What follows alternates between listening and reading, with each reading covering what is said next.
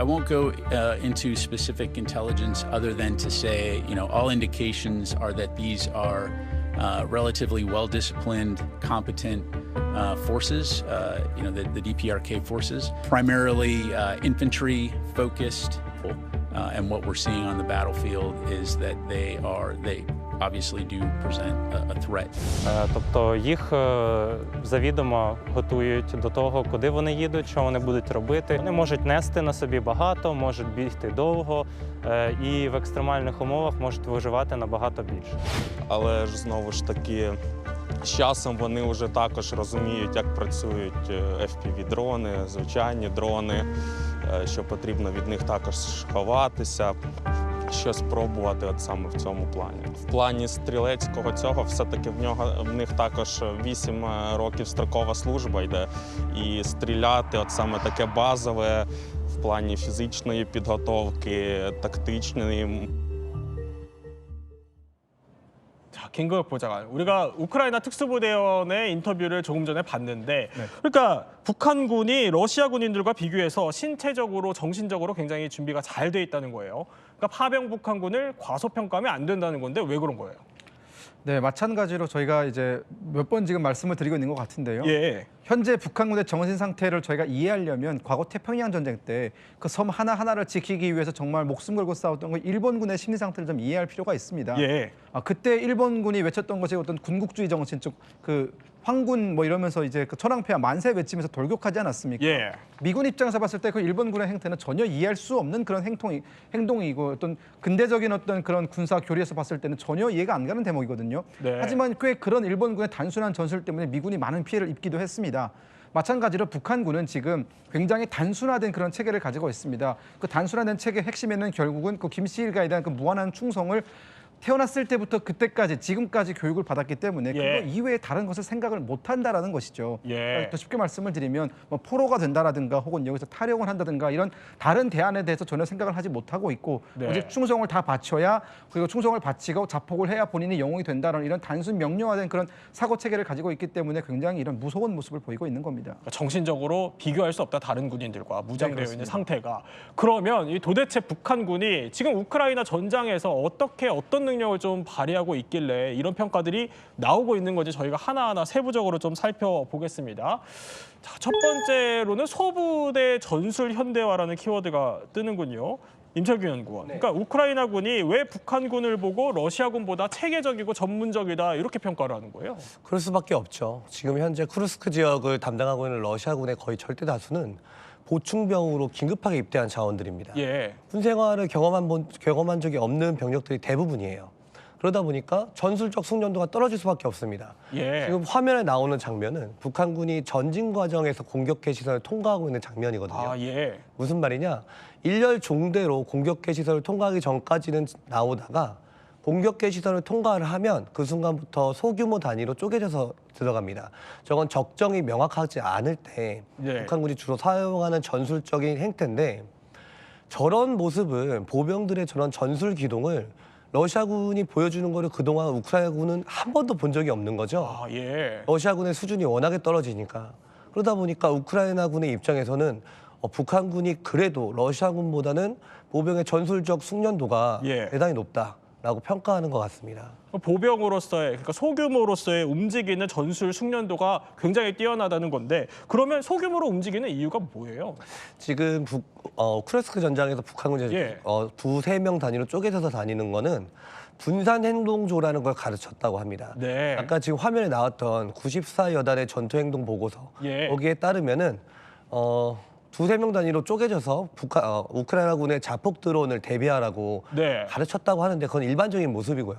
북한군은 공격 작전을 하기 전에 예. 지금 화면에 나오는 것처럼 5개 유형에서 6개 유형 정도의 소부대를 운영을 합니다. 예. 습격 때는 적의 지휘소나 아니면 박격포 진지 같은 공용항의 진지를 습격하는 인원들을 말하는 거고요. 예.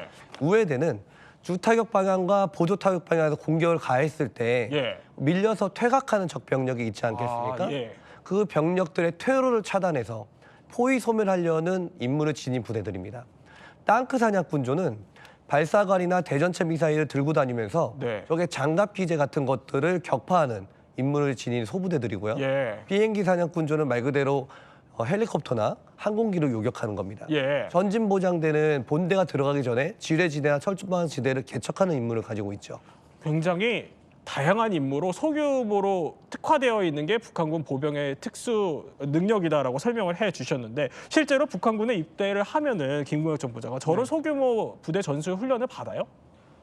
제 개인적인 경험에 따르면 그렇지는 않습니다. 그래요? 결국 예. 지금 북한군이 우크라이나 전장에서 보여주고 있는 모습은 철저히 실전 경험을 통해서 본인들만의 전술을 새롭게 구축해 나가고 있는 오히려? 과정이다라고 네. 보여집니다. 왜냐하면 이 북한 같은 경우에는 현재 쿠르스크 전장의 상황과 남북한이 대치하고 있는 그 전장의 상황은 굉장히 다르거든요. 예. 그리고 현재 북한군은 역시 특수부대 같은 경우에는 입대를 하면 이 소규모 단위별로 훈련을 받겠지만 네. 대부분 병력은 대규모로 움직이는 그런 기갑 사단이라든가 보병부대라든가 이렇다 보니까 대규모 전술에 특화되어 있는 그런 전술을 교육받을 가능성이 높고요. 저 부대는 지금 현재 우크라이나 전장에서 철저히 본인들이 살아남기 위해서 혹은 전투에서 전공을 이루기 위해서 실전 경험을 통해서 터득한 그런 새로운 전술이다라고 보시는 것이 맞을 것 같습니다. 그럼 북한 내부에서 훈련을 받은 것보다 실전에서 터득한 전술이면 더 우리가 경계를 해야 할 것 같은데, 네, 그러면 실제로 어쨌든 우크라이나군이 북한군이 생각보다 뛰어나다 이런 평가를 내놓으려면 실제로 우크라이나군이 피해를 좀 입어야 되는 거 아닙니까? 어떻습니까? 근데 좀 정리를 해볼 필요가 있어요. 예, 일단 평가가 초기에는 우크라이나 평가가 북한군이 속절없이 당했다. 네, 그러니까 젤렌스키 대통령 마지막 표현에는 4천 명이 손실됐거든요. 그랬잖아요. 예, 한 달 만에 3분의 1이거든요. 예. 그럼 형편 없었다는 얘기죠. 네, 근데 지금 우크라이나가 입장을 바꿨어요. 전투를 잘하고 있다. 네. 왜냐? 북한군이 속절없이 당하는 그런 약체면 예, 우크라이나가 추가 지원을 받을 수가 없잖아요. 예. 이 입장을 바꿔야 되는 거죠. 북한군이 세다 그래야 예. 우크라이나의 어떤 지원 여론이 더 커지는 거죠. 첫 번째. 그런 속내도 있군요. 그렇죠. 예. 두 번째, 지금 러시아나 우크라이나군의 상당수는 강제 징집, 전투 의지가 없는 용병들이 많아요. 예, 근데 북한군은 최소한 8년을 근무하는 조직화된 부대거든요. 예, 그러니까 아무리 허접한 군대라 하더라도 예.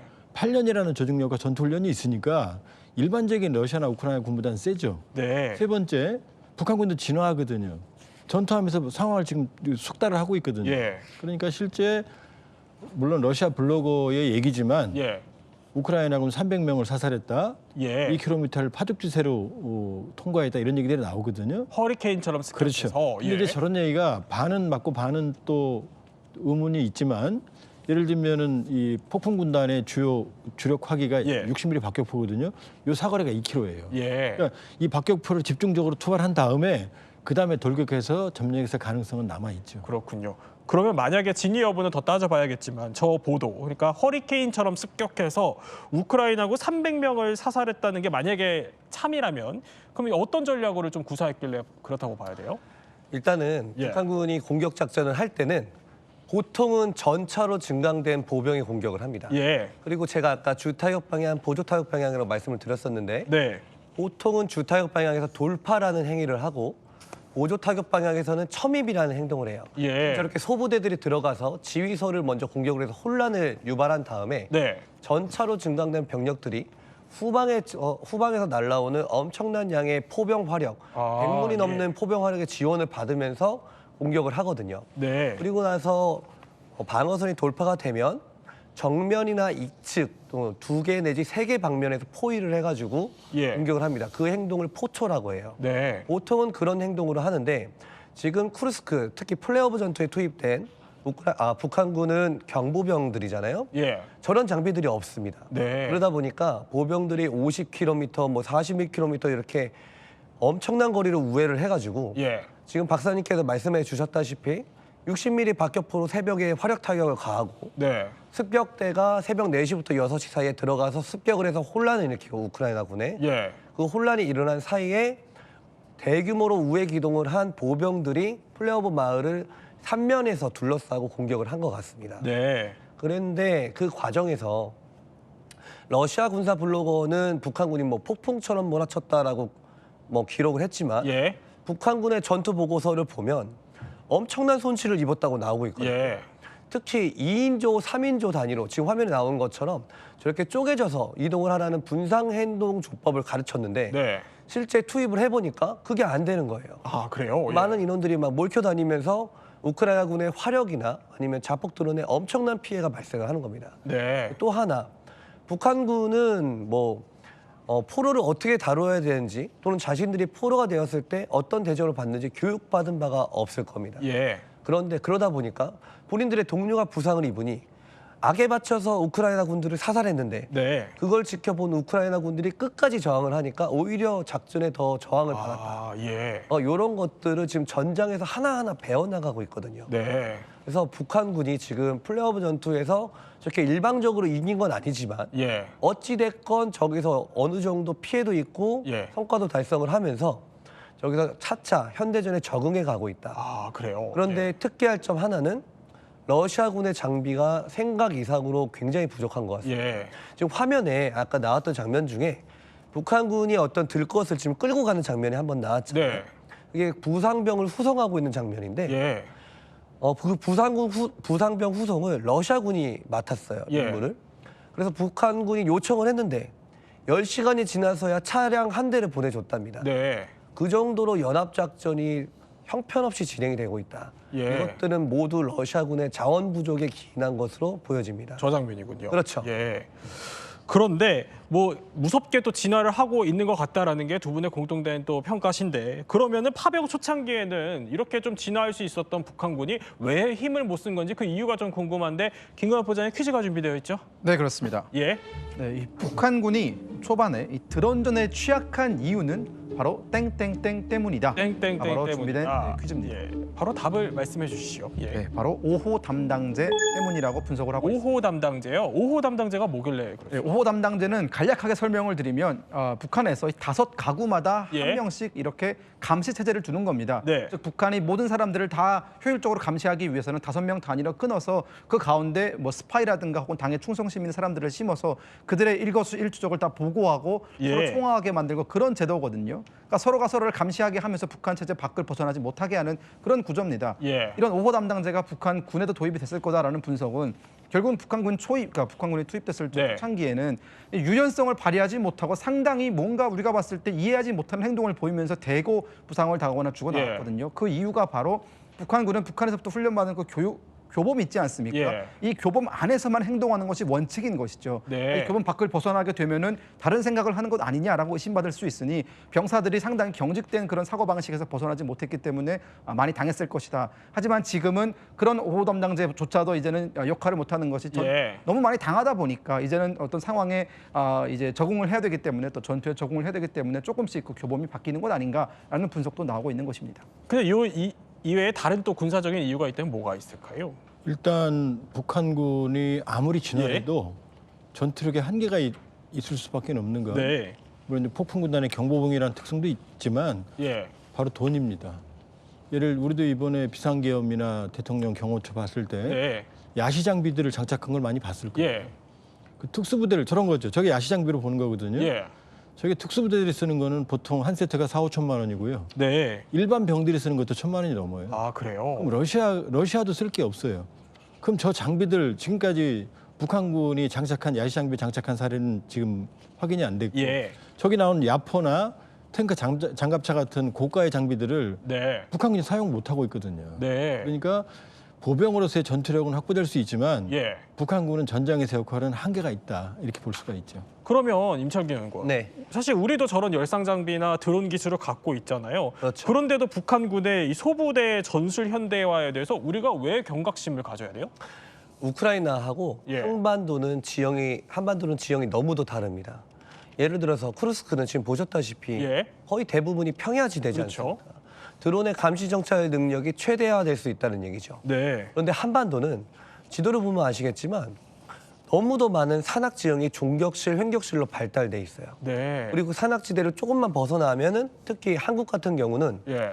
마을과 도심지가 굉장히 발달돼 있습니다. 예. 그렇다면 드론의 감시 정찰 역량이 떨어질 수밖에 없죠. 아, 그래요. 예. 그리고 저렇게 소부대들이 산의 능선을 따라서 예. 계곡을 따라서 우회 기동하는 것들을 한국군은 지금 병력이 줄어들고 있잖아요. 네. 줄어드는 병력들을 뭐 원격 조정 통제탄 같은 화력으로서 메우고 드론봇을 많이 만들어서 정찰 능력을 현대화하려고 하고 있는데 예. 모든 것들을 다 볼 수는 없습니다. 예. 워낙에 그 산이 발달돼 있다 보니까 그러다 보니까 결국은 어떤 소부대는 우리의 감시 정찰 능력을 뚫고 들어가는 부대가 나올 수 있다는 거죠. 예. 이렇게 혼란이 발생했을 때 북한군의 대부대가 저런 능선을 따라서 우회 기동을 해가지고 중간지, 공간지 이런 곳으로 들이닥쳤을 때 한국군이 플레오버의 우크라이나군처럼 포위 설멸되지 말란 법이 없는 예. 겁니다. 그래서 북한군의 소부대 전술 현대화는 굉장히 위협적이라 볼 수 있죠. 그렇군요. 그러면 또 하나 짚어봐야 될 게 북한군이 우크라이나 드론을 또 상당히 많이 격추를 했다고 하는데 이게 어떻게 가능한 건지도 궁금해요. 관련해서 퀴즈가 준비되어 있다고요? 네, 퀴즈 띄워주시죠. 네, 자, 북한군은 이 우크라이나 드론을 격추하기 위해서 땡땡땡을 미끼로 썼다가 바로 오늘의 퀴즈입니다. 땡땡땡을 미끼로 썼다. 네, 오늘은 그래도 무거운 주제니까 바로 답을 좀 말씀해 주실까요? 사실 저도 준비하면서 답까지는 못 봤는데 제가 네. 먼저 맞춰볼까요? 예, 한번 맞춰보시죠. 자기 동료를 미끼로 썼다가 될 수 있을 것 아, 같습니다. 동료를 미끼로 썼다 맞나요? 네, 아, 맞습니다. 예, 맞네요. 북한군을 미끼로 썼다. 이게 북한군은 어떻게 좀 미끼로 쓴다는 걸까요? 보통 북한이 드론을 잡기 위해서는 3인 1조의 드론 잡는 그 드론 사냥꾼들을 운영하지 않습니까? 예. 그 중에서 한 명은 드론의 미끼가 됩니다. 그러면 이제 그 한 명이 이리저리 뛰어다니면서 드론을 이제 미끼로 삼으면 혹은 그 한 명이 서 있으면 그 예. 한 명을 잡기 위해서 드론이 공중에 멈춰 서 있게 되거든요. 네. 그럴 때를 노려서 양측에 두 명의 병사가 숨어 있다가 그 멈춰선 드론을 향해서 소총 사격을 통해서 그 드론을 떨어뜨린다가 이제 북한군이 내놓은 전술입니다. 네. 하지만 저는 여전히 이 전술에 대해서는 강한 회의감을 가지고 있는 것이요. 예. 드론은 속도가 굉장히 빠릅니다. 그리고 드론은 어떤 병사를 잡기 위해서 공중에 떠 있는 것이 아니라 지속적으로 움직이면서 그 병사의 움직임을 추적하면서 이제 그 FPV 드론이 작동을 하거든요. 그렇기 때문에 북한군이 단지 두 명의 그 소총으로 그 활용망을 만들어서 드론을 잡을 수 있다라는 생각 자체가 저는 굉장히 비현실적으로 느껴지고요. 그러니까 그 군인들의 어떤 총구가 따라다니는 속도보다 드론의 이동 속도가 훨씬 빠르기 때문에 이것은 결국은 동료의 목숨을 앗아가는 그런 결과로 이어질 가능성이 매우 높다라고 보고 있습니다. 그러면 두 번째 키워드는 우리가 좀 드론에 대한 대처법을 익히고 있는 북한군을 예의주시해야 한다는 건데 이거에 대해서 이 소규모 전략을 어떻게 좀 평가하세요? 일단은 조금 혼동스러운 게요. 예. 이번에 김정은이 직접 그 각본을 쓰고 네. 감독까지 사실상 한 영화가 72시간의 영화가 1월 초에 개봉 이제 조선경 예. 텔레비 나왔거든요. 김정은의 사고 방식을 보면은 소부대 전술보다는 6.25 방식 그대로예요. 네. 대규모 기습을 통해서 의정부 포천 축선으로 서울을 점령하고 예. 파주 축선으로 내려와서 수원 쪽에서 테러를 차단하고 네. 폭풍군단 같은 경우는 태백산맥 쪽으로 내려서 후방을 교란한다는 거거든요. 그러니까 소부대 작전은 6.25 때부터 출발해요. 그러니까 저게 일종의 여러 가지 전선에서의 유용성은 있지만 네. 저게 대규모 전투에 적용될 수 있는 건 아니에요. 그렇군요. 그러니까 예. 우리가 유념을 해야 되지만 저것과 함께 북한은 아직도 대규모 전면전에는 6.25 방식의 기습 남침을 지금 계속 견제하고 있다 이렇게 볼 수 있어요. 그러면은 북한군이 드론전이 이 현대화가 되게 된다면은 어떤 상황을 좀 예상해 볼 수 있어요? 드론전과 대드론전을 모두 예상해 볼 수 있는데 예. 지금 박사님께서 말씀해 주셨던 저런 대규모 기동에 더해서 예. 아마도 자폭 드론과 폭격 드론 이런 것들을 대규모로 사용을 할 겁니다. 그걸 비행대 타격이라고 하거든요. 예. 그 비행대 타격을 한국군 안에 가하면서 본인들이 공격을 할 거고 방어 시에도 방금 화면에 나왔던 장비가 예. 플라스와 4라는 전자전 장비예요. 아, 그래요? 예. 러시아의 전자전 장비인데 저런 것들을 배워와가지고 대규모의 전자전을 함께 수행을 할 겁니다. 예. 지금 노획되고 있는 북한군의 보고서에서도 휴대용 전자전 장비로 전자전을 수행하라라는 지시가 반복적으로 확인이 되고 있거든요. 예. 그래서 결국은 우리 한국군이 2040년경에는 모두 아미타이거 부대로 전환이 될 텐데 그렇죠. 예. 한국군이 쓰고 있는 각종 드론봇에 대해서 대규모의 전자전과 철벽 작전의 반타격전 이런 것들이 병행해서 들어오면서 네. 한국군의 드론들을 격추하기 위한 각종 노력들이 더해질 겁니다. 예. 거기에 대해서 보병들이 산탄총을 쓸 가능성도 점점 올라가고 있고요. 예. 이런 것들이 이제 한반도에 적용이 된다면 특히 우리가 적대시하고 있는 100만이 넘는 북한군이 저렇게 현대화된다면 엄청난 위협이 될 수 있다라고 볼 수 있을 것 같아요. 산탄총이라고 하셨잖아요. 정확하게 그게 어떤 총인 거예요? 우리가 영화 같은 거 보면 예. 터미네이터나 아니면 존 윅 같은 거 보면은 예. 찰컥하고 빵 쏘는 총이 있잖아요. 아, 지금 저 총이요? 그렇죠. 예. 저 총 안에는 탄환 안에 수십 개의 쇠구슬이 들어있어요. 예. 빵 쏘면 저게 분산되면서 나가거든요. 쇠구슬이. 예. 그러다 보니까 한 번 격발을 할 때마다 총탄 한 발씩 나가는 일반 소총보다 네, 굉장히 광역의 면적을 커버할 수 있는 거죠. 산탄총을 사격을 하면. 그렇군요. 예. 우크라이나군은 지금 현재 저렇게 보병들이 산탄총을 쏘거나 드론에 산탄총을 장착을 해가지고 예. 러시아 드론들을 요격을 하고 있습니다. 실제로도 실전에서 대단히 효용성이 높다라고 검증이 되고 있어요. 네, 그렇다면 또 세 번째 한번 키워드 살펴볼까요? 자, 북한군 군사 장비가 사실 전장에서 속속 포착되고 있습니다. 무기 현대화라는 키워드가 뜨는데 일단 지금까지 보도된 거에 따르면 한 3가지 정도로 압축이 되잖아요, 무기들이. 네. 여기 중에 좀 지금 저 무기들이 뜨는데 이게 우크라이나 전장에서 발견된 북한 무기들이란 말이죠. 하나씩 좀 짧게 설명을 해주시면 뭘 좀 예의주시해서 봐야 돼요? 저희가 가장 예의주시해서 봐야 될 부분은 제 생각에는 M2018 전술 로켓이라고 생각합니다. 그래요, 예. 저 장비는 지금 저기 꽂혀 있는 게 예. 대전차 미사일이에요. 그런데 저거를 지금 저 장비 자체를 불세포라고 하는 언론들이 있는데 네. 저건 불세포가 아닙니다. 예. 들어있는 미사일은 스파이크 앨노스라는 미사일을 북한이 복제한 것으로 분석이 되고 있거든요. 예. 저 미사일의 사거리는 20에서 25km 정도로 보여집니다. 지금 저 미사일인데 화면에서 보시는 것처럼 전차의 상단부를 타격할 수 있는 능력이 있어요. 예. 그 미사일이 20km를 날아가서 영상 대조를 하면서 정확하게 상단을 공격한다. 저게 무슨 의미냐?